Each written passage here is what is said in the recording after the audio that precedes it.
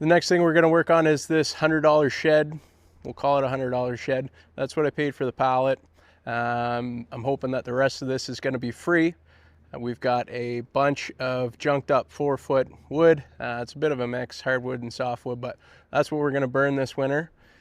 So I want to try and get this shed, you know, somewhat weather tight so that we can split some of this wood before we get too far along with the house, and that we'll have wood to burn this winter. So what I'm going to try and do today is I'm going to try and jack it up, level it out, put some, I got some deck blocks from an old deck that we tore apart actually at my house, so those are free.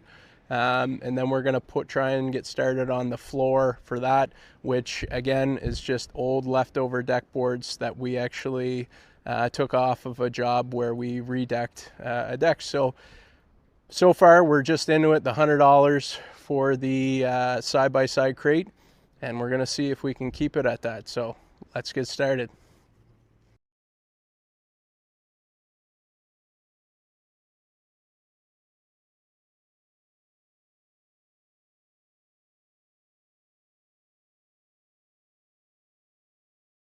So this is what I managed to get done today. Get it all jacked up, put deck blocks underneath the corners, and then I went ahead and used some deck boards that we pulled off an old deck and got the floor laid down.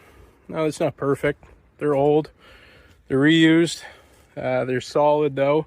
I flipped them over. There's a few spots where we got nails that pulled the corners off, but for what I need this for, it'll be perfect. And we got an inch gap between our deck boards here, so it'll allow for a lot of air ventilation from the bottom, which will help dry this wood out and keep water from laying in there. So that's what we got done today.